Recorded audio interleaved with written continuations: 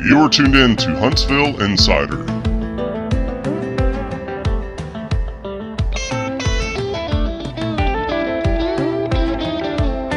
Your inside source for all things Huntsville.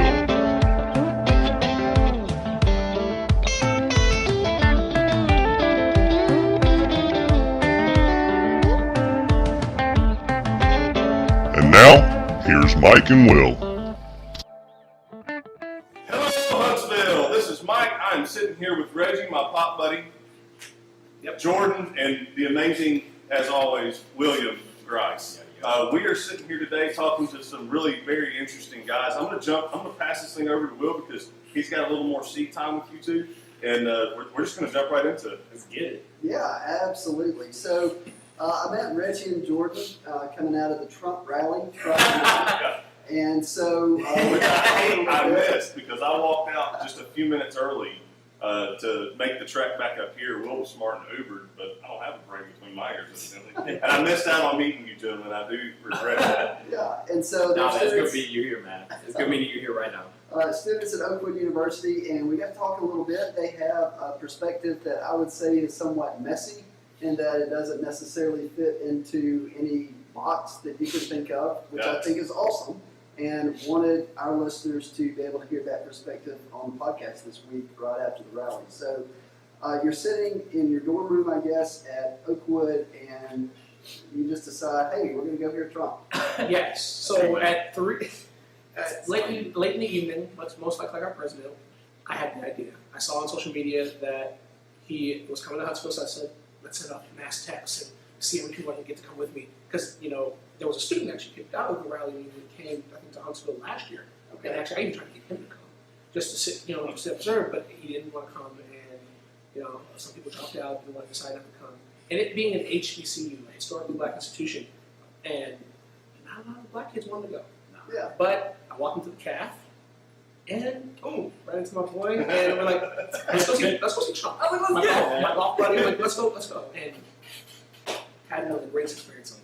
Yeah, well, and you were just in from the get-go then. No questions asked, yeah, let's do it. Yeah, I was like, really? I was like, Trump is, I did hear that. I was like, Trump is coming here, man. I was like, what? Why are we tickets right now? I have a ticket with his name on it, literally. And so you sent out mass texts to all of your buddies there at Oakwood, and how many of those buddies actually end up getting in the car with you, coming down to the BBC and seeing Trump? He was already at work.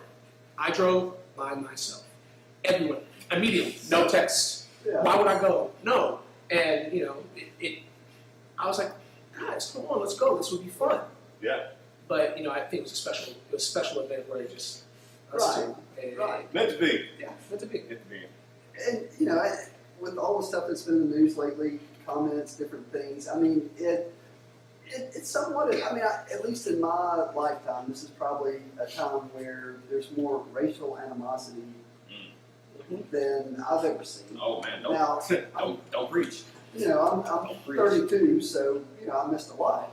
But I can imagine. It going into the arena, maybe there was some suspicion from you guys and towards you guys. A news lady one of the local news ladies, they asked, were we protesters? Like she actually asked, were we protesters? And they're like, all excited too. Yeah. Now take it. We are dressed different from everyone. We were dressed in suits and professional because we wanted to make a statement. Yeah, it's different. Right, and it wasn't about superiority. It wasn't about saying I'm better than you because I can dress up in nice clothes. It was to say that I don't want to hurt you. I don't want to antagonize you. I want to talk to you. Yeah, because I care. I actually care. And we agreed that we were going to wear blazers and whatever else, and our university sign, and because it separates us, it shows the type of person that comes from our institution. Yeah, and you guys represented Oakwood, I would say, incredibly well. Thank you. That's great. Oakwood? Yeah, that's great. Yeah. Oakwood? I've had a lot of really good experiences with Oakwood University this week. Yeah. Because just the other night, I Ubered home, and I had one of the greatest conversations, maybe of the week. Probably going to be the second greatest after we're done with this. But I had one of your, I guess it's one of your professors. Actually, one of my departmental professors. Dr. Isaac Olatunji. Thank you, Dr. Isaac, for getting me home safely.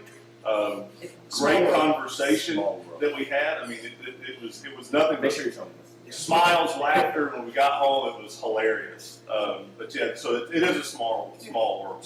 Small world. So you walk into the Civic Center Yes. and you're making your way in, getting ready for the rally. What happens? I mean, what's your experience? Well, you got it. okay. Well, it started off great. We both the security, and I'm shaking hands with the officers, saying, "Hey, thank you for what you do for our community." You know, the same thing I do every time I go out in Huntsville. But when we go, I hear a snicker in the back, like, "Hey," like in this man remarking to his wife, "Hey, what is this expletive, racial slur doing here?" Right. And I look at him and I respond. And me and Jordan got separated, and Yeah, I wasn't there for that. And I looked at him and said, "Hi, my name is Reggie and Jordan. I heard you remarking about my presence. I was just going to get to see the president."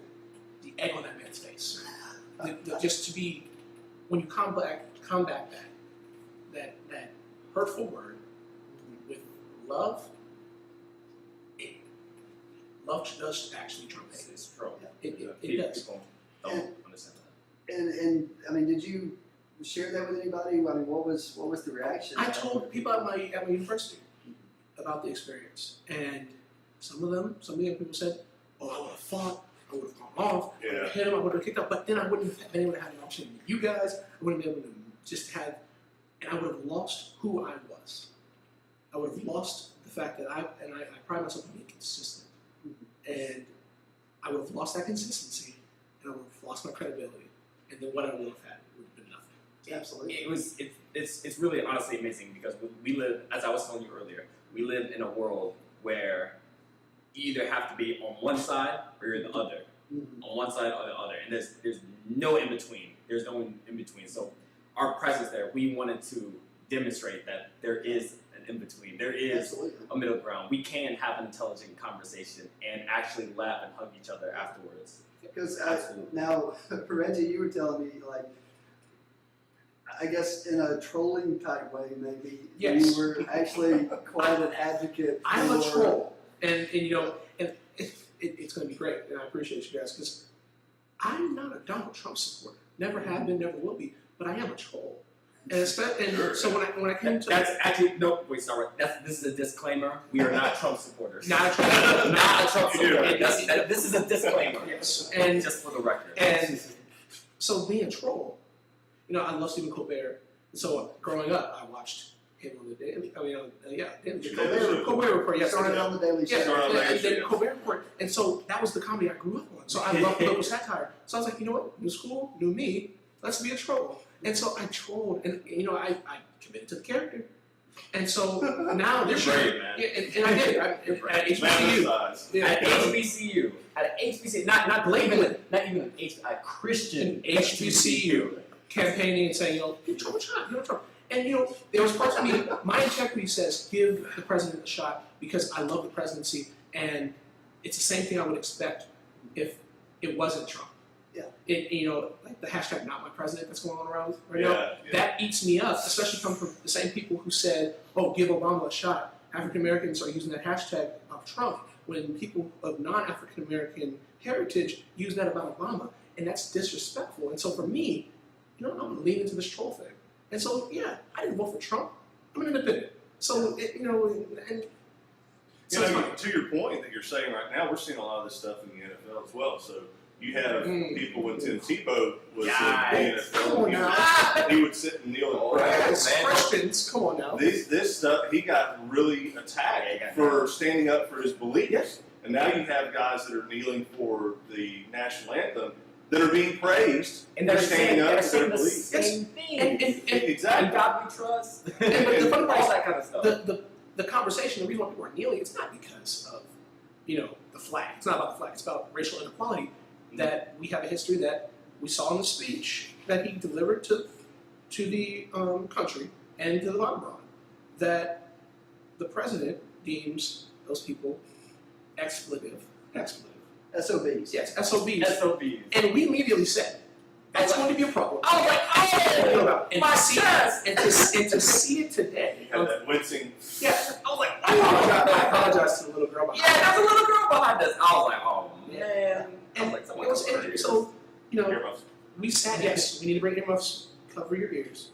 And so we sitting there, and the embrace that we received, sitting in our seats, before everyone got there, we were sitting, like I call it the Jim Crow section of the bonbon. It was all the way in the back, and it was just 2 black guys sitting there. And so back there, it was just, it was very interesting to be able to see that. To be able to sit and watch, and then the person who came next to me, we had a great time with the person next to him. But So that's not the person that you heard coming in, that was, because, I mean, according to, a lot of what, the media puts out there, that should have been everybody. yeah, everyone should have called me that and should have stood upon me and kicked me down the steps and all these things. But that's not what I experienced. The lady sitting next to me in Jordan bought it out of her pocket, out of her family's wealth. Went ahead and bought us drinks from Von Braun, which it had to be at least $5 for a It's drink. expensive.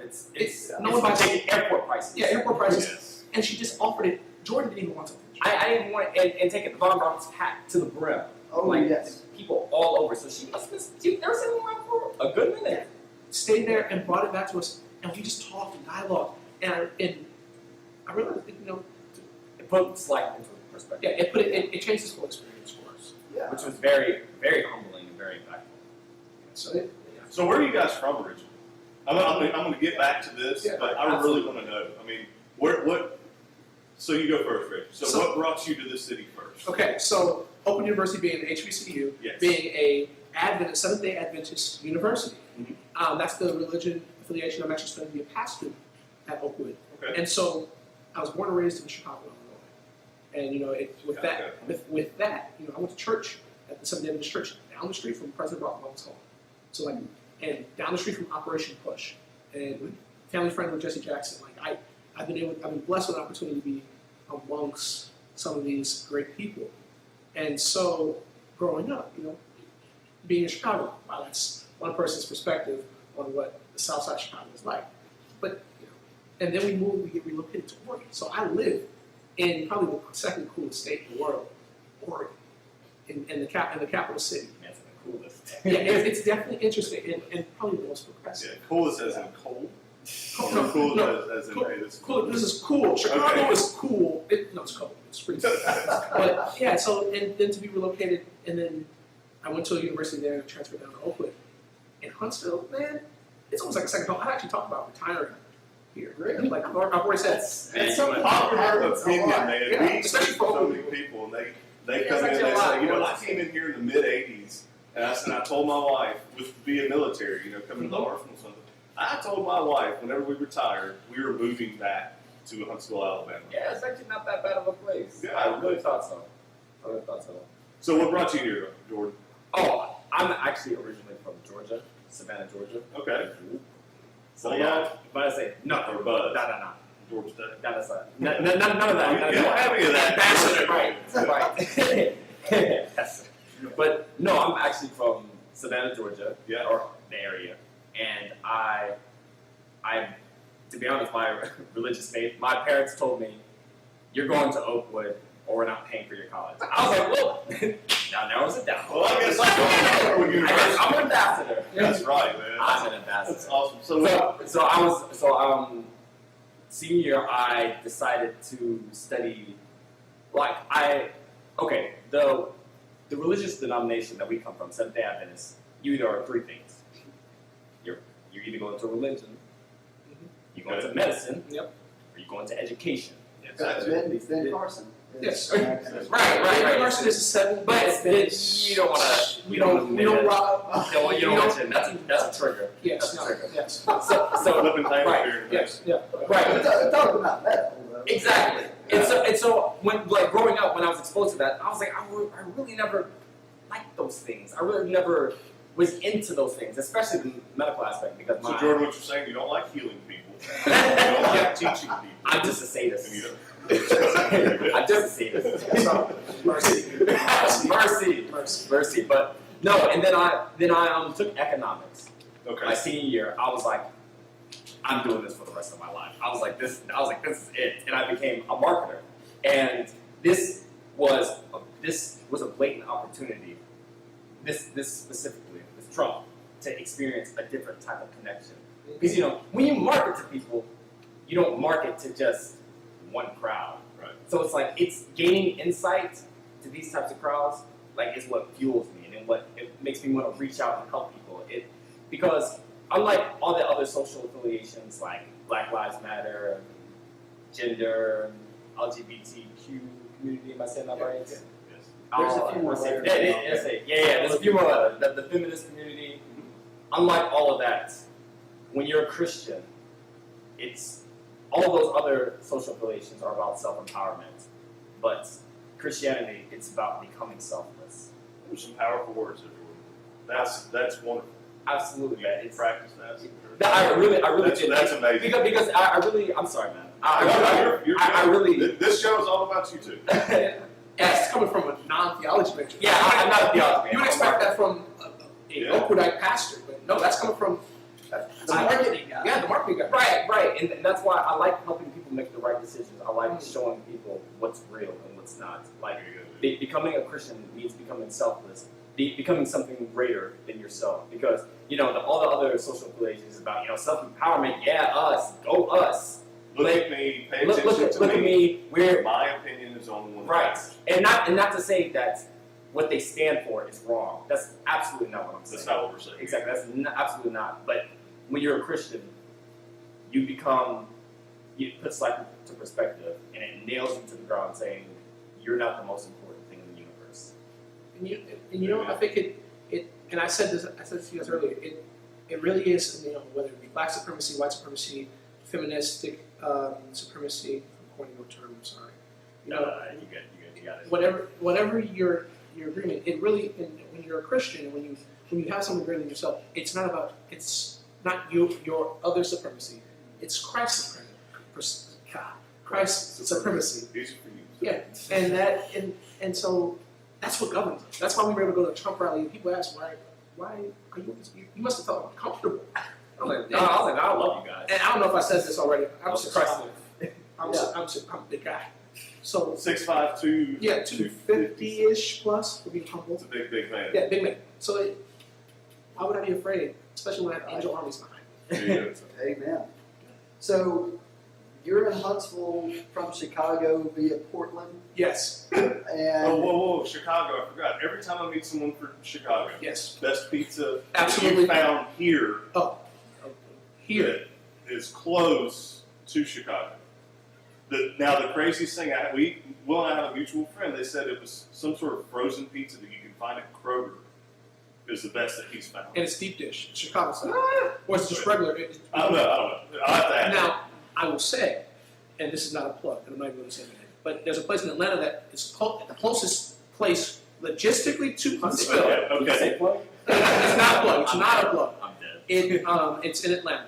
It's the closest I can get to Chicago style pizza other than going to the city. But you can order. So you've not found them here in the city? I have not found any Chicago style deep dish in Huntsville yet, and I've been hunting. I haven't Huntsville hunted. Insider listeners, you guys will be the first to know once Jordan puts the pin in the map. When me and Jordan find it. Once Jordan and Reggie find this place, this pizza place, I want to know first because I will let you know. and Get it. I bet Jordan's pretty good at what he does, so I bet everybody will know about it pretty quick. Of course. They can. one button. That's the key, and that's what I came into the Trump, and you did too. That's what we came to Trump rally. Why would people want to hear your opinion if it's not relevant to them? So, and that has to, you have to keep that in mind. It's not about you; it's about them. Yeah. So, and talking about opinions there. Correct. Now, let me just ask: Of course. Did you guys agree with anything that he said? Some of what he said, none of what he said, I'll let you go most first, of what man. he said. I'll let you go first. I agreed with some of the things he said. Okay, so some of the things he said. I would say if I had to put a percentage on it, 25%. Okay, That's it. so you I agree disagree Yeah. with 75% 75. of what he said. Jordan. Oh man, that's a hard 5%, sir. Okay, That's so that's 5%. agreed with 5%. I agree with about 5% of that. So 75% disagreement. Actually, let me put it into perspective because it wasn't about what he said. It was how he said it. Yes. It was how he said it. I was like, wow, you could have said that a lot differently. That's even better. Maybe use a teleprompter next time. That's even better. He rambled. So, not liking content and also style, yet you guys sat there for, my goodness, it hadn't been 2 hours. It was like being at OUC. And It was long. It was very long, About to say. and sometimes I'm gonna get in trouble. And you know what? It rambled a little bit, but it came right back to the point. so you guys disagreed with that much Mhm. and sat there respectfully Mhm. listening Yeah. for 2 hours. Yeah. I didn't know people did that anymore. You know, I think it takes a lot of practice, a lot of sitting in lectures, selflessness, and honestly, it's like I can describe it in 2 ways. It's like watching a train wreck. It's like watching NASCAR. You just want to see them go in circles, and hope for a crash. So when he said SOB, crash. When he had said the S word, crash. And that's entertaining. And when he said Big Luther Strange, crash. That is weird. Just real quick. Y'all are from Alabama. No, so no. I'm going to plug A.L. Ostrich, hometown boy. Please do. Twitter Get out the handle. vote. So A.L. Ostrich, Trump kind of took credit for the nickname Big Luther. He's been called that. I mean, he's taller than you are. How tall is 6'9". Yeah, he? Wow, he's taller than my little brother. he's really tall. And so he's been called Big Luther a lot, but A.L. Ostrich said Trump next will convince the crowd. He called Paul Bryant Bear before anybody else. Wow. I kind of did chuckle when he said, I call him Big Luther. Now everyone calls him Big Luther. I felt that was a lie. Man. That may be a lie. I was like, oh man. Is that a lie? Low key. We We were just made eye contact when he did it. I just looked at each other and was like, We were fact checking the entire time. I'm sure. Yeah, I was like, For a lot of, anyway, I'm going to leave that alone. Yeah. So after the rally, I want to kind of set the Yes. stage for everybody. Yes. oh man, this was prime time. Yeah. Here's the meat and potatoes. Yeah, here's the meat. We all got to the Von Braun Center very early, Yes. like hours. We had several hours to kill, and so it didn't matter if you stood in the food line for 45 minutes because 3 hours, something like that. Yeah. So you can see there's an area of the Von Braun, the entrance where you come into Probst Arena. It's glass windows everywhere. And so you could see across the channel in Big Spring Park, there was a group of protesters that had gathered. You Yep. couldn't really see Small. what the Small group. Yes. Very And small group. I would say somewhere maybe between 50 and 100. Yeah, it was definitely under 100. Yeah. Definitely. Right, yeah. But they were there, and so the rally gets out. They're still there, and everybody's walking across the street from the arena, going to the park because you couldn't park in the regular parking lot. Somebody's going back to the cars, and everybody's crossing that little wood bridge. And of course, the protesters are there. They're chanting stuff. I don't hear that well, and so most did. of it, most of We did. most of the group chants I couldn't really make out, but there's these 50 or so protesters, and all the Trump, all the people, I won't call them Trump people, all the people from the rally The audience. coming out, the audience, and there's a line of police between protesters and people coming out of the rally. Now, the people from the rally, I think, kind of fit into 3 groups. Y'all looked in your own Oh, but you had Let's not put this on a pie chart or anything. We have to be quiet. But there were a lot of people that I heard say something to the effect of those idiots or those morons, and they just kept going to the car. Then you had some people, like myself, who's like, this is kind of cool. So, Yeah, I'm so Yeah. glad. I dragged him into all I was this. like, bro, I want to go. I'm tired, and I'm hearing so much foolishness. I want to And there was a go. lot of foolishness, and then of On course, both sides. On both yeah, and sides. that's the thing. You had that third group of people from the rally who were going to shout back. Mhm. And so, you've got this thing where some people are shouting, most people are just standing there with their phones out, recording everything. Police are kind of in the middle, and how was the setup? Because I did not get to see it. So when you cross the Red Bridge, There's a gazebo. Yeah. yes. the protesters are around the gazebo, Okay. and so the police are kind of on the side of So we're the talking, sidewalk. this is the west side of Big Spring Park. Yeah. in front Across of Radford Bridge, the there's the gazebo. yeah. So you know where the stream is, you know the sidewalk. That's where everyone who was not Yeah. part of the protest was, and the police Police kept were on the edge of the sidewalk. kept pushing Okay. us off the grass, so back off Yeah. the grass, back off the grass. Okay. I kept walking on the grass. And to get near the so cops. I don't know why.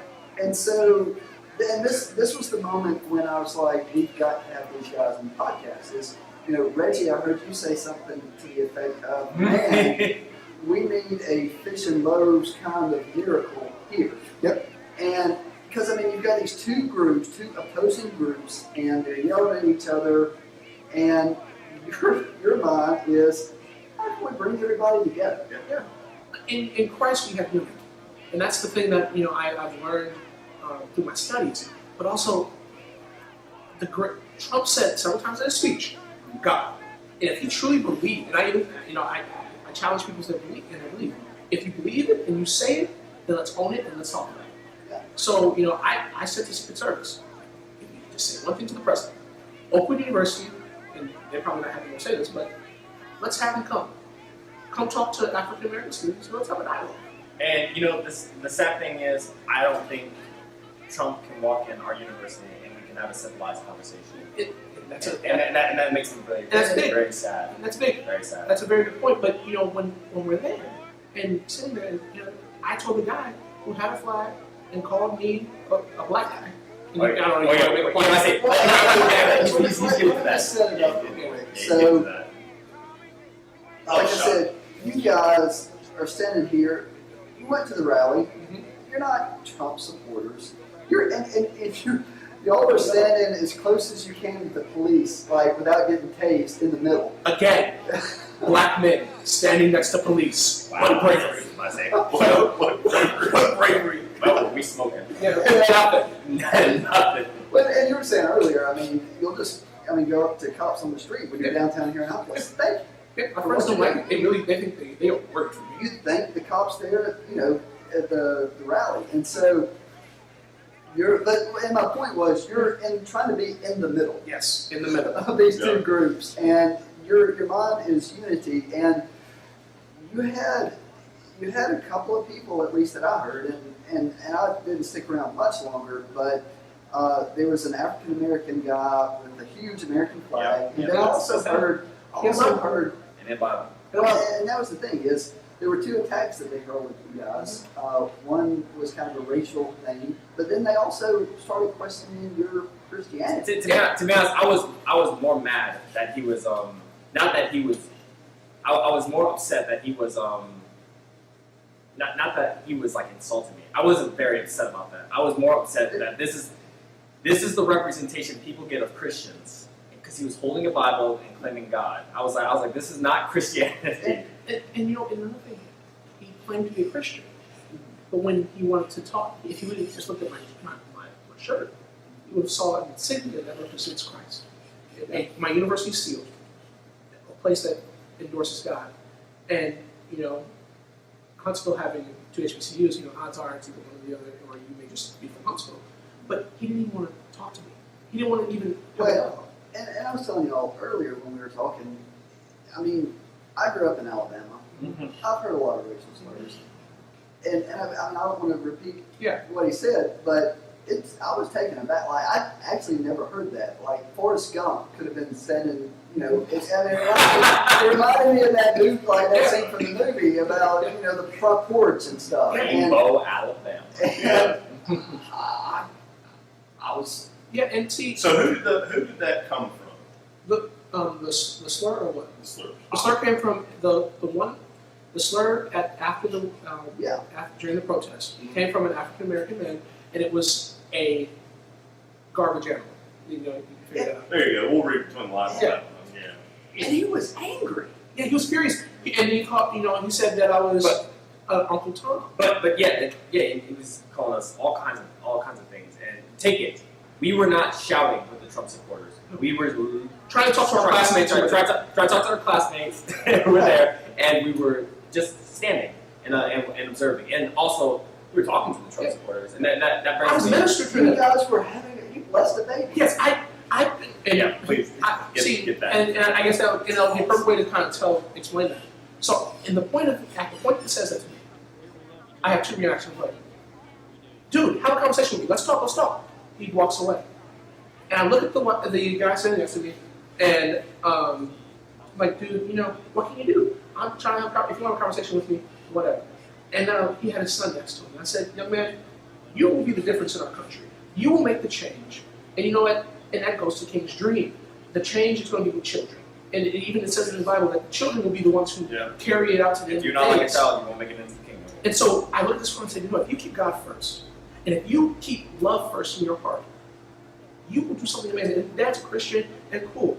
And then I said, you will be the future. And I raised my voice, and I looked at it and said, the children are going to be the future. If no one will do something, if we won't, we just need to leave them alone.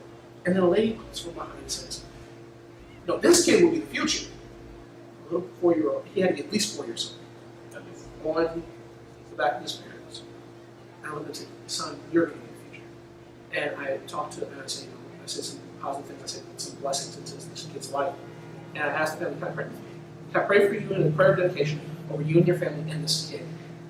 And I asked, hey, buddy, what's your name? The mom told me, this kid didn't speak to anyone. He spoke to me. What could he have seen in me? Was it light? Was it kindness? And that's the thing that changes. And so when I prayed, and at that point I was like, oh yeah, I have to pray this. We prayed for a dedication and asked blessing. And then the mom tells me, I wanted him dedicated, I just didn't know where to go. So when I tell my pastoral friends that I blessed the kid, and dedicated him to God, I did that. All things work together for good. Standing in the middle. Yes. Between two different people, two different sets of groups protesting. But as a Christian, that's exactly what Jesus did. That's what Jesus did. In the calm of the storm. Yes. And it said, peace be still. And so for me, that was like, that's why I say it was the best experience of my life. That's going to be in sermons you preach. Yes. They're coming out. What really got me personally is, disclaimer, I'm not with the Trump supporters. That is a disclaimer. We'll put something up. Yes. Technically, we were with the police. Let's say that. We were with the police. So it really just made me sit down and think and just kind of reflect. That I really hate to say that the Trump supporters were nicer to me than my own kind. Yes. I really hate to say that. And I know that's tough for you to say. It really is, because I really don't like, and take it. I didn't look at them and say, oh, black people being rude to me, I'm gonna walk off. I'm with the Trump supporters now. That's not what it's about. It just puts life into perspective and saying, these guys aren't all bad. And what they were shouting is what got me. What they were shouting, the people, the African Americans and whoever was supporting them, they were shouting, Black Lives Matter, Black Lives Matter. The Trump supporters started saying, all lives matter, all lives matter. And that put life into a completely different, it was very humbling. Yeah. And it didn't matter. And I can say this, people don't like me. I'm from the mindset that no lives matter until such a point that we put, in case we pass me again, until we put Christ in the center of it. Christ's life mattered. Now all lives, all black, all Jew, all Gentile, all slave, all free, all lives matter because we put the cross at the center of these lives. And at that moment, standing between these two crowds, it was awkward. It was very weird to have the camaraderie of people who don't look like me, don't sometimes even have the same political affiliation as me. But they showed me some more love, kindness, and respect. They treated me. I got a free $7 beverage from someone in the $7 glass of water. It was drinking Coca-Cola. And it was like, what type of kindness? What you have kindness in your heart, but yet when I look at someone who, is my brother, where's the love for me? Jesus and the Pharisees. Yeah, the Jews. Yeah, the Jews didn't love Jesus. They rejected the stone that the builder rejected. It's like the woman at the well. Yeah. Was she Samaritan? Samaritan. She's a Samaritan woman. She said, he asked, may I have a drink? She was like, you're a Jew. He was like, that's not what fast. And that's exactly what happened with Brad. And to be able to meet you guys, to meet, grow up into you. It's impactful. And the faith that you guys have espoused is incredible. And we even had dinner with Trump. We got invited to, and I think we said that. Yeah. We got invited to dinner with one of, You said it was not just a Trump supporter, but it was someone who had previously run in the Senate race against Luther and Frank. endorsed him. Yeah. We had a chance to, dialogue with him, and and we were able to talk. I got invited so I got to have supper with. Break bread. Yeah, literally break bread. Break bread. With people, with people who, unfortunately, too often we label as bigots, xenophobic. When Jesus was talking to Zacchaeus, Zacchaeus said, everyone told Jesus I was like, don't talk to him. They were like, don't talk to this man. This man's a thief. He cheats people out of his taxes. He was like, I don't care. I'm going to your house today. I'm eating. Why? And to me, I don't know, I think in our country today, there are people both in the media and in politics who get both their money and their power from creating groups, putting people in those groups, and then convincing people in those groups that the other groups are out to get them. It's brilliant. It's a brilliant process, but it's sad. What I want to commend you guys for, in addition just to the incredible faith that you have, is you guys went into that big mess and dared to be yourselves, to be individuals, to be who you were and not be put in a box, not be put in a group. Because I really think that to the extent that we allow ourselves not to be individuals in this country and to be divided and to be put in different groups, that's the extent to which we're going to continue to see rioting and violence, turmoil, and frankly, tension and animosity between people who, especially in a place like Alabama where there's a church on every corner, should be putting their arms around each other as brothers and sisters. So, like I said, I just want to commend you guys for all of that. Appreciate that. And I'll tell you this, I know you got probably another point you guys want to make, but the greatest way, and I think, and Jordan will agree with me on this, I told him let's be a ministry tool. Let's do something cool. And there's a verse that me and him would have grown up on. Let your light shine before men, so they may see your good works and glorify your Father which is in heaven.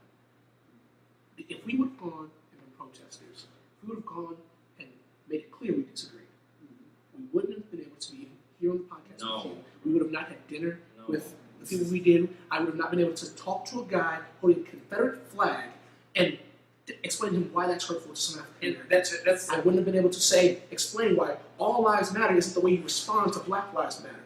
None of that, and I wouldn't have been able to bless a child if I didn't do that. You and the Confederate flag hugged it out after, right? Yes, we hugged it out, and it probably on the internet somewhere. You can probably see me hugging it. Yeah, you're probably right about that. But who else could make that happen?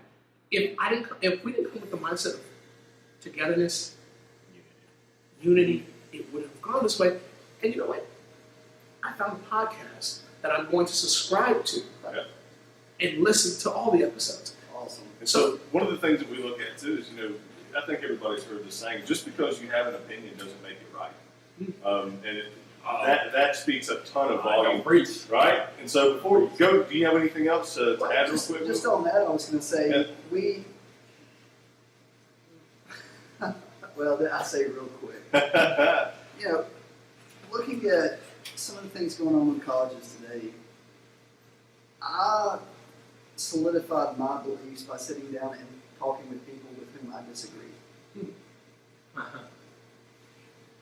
Yeah. Because it puts life in Exactly perspective. right. Because if you're stuck on one thing, then how do you expect to grow? Yeah, there's no growth. There's no growth. If you stick your head in the sand and you only allow certain people to be around you at all times, then you will never experience growth. You will never experience your life to the full potential.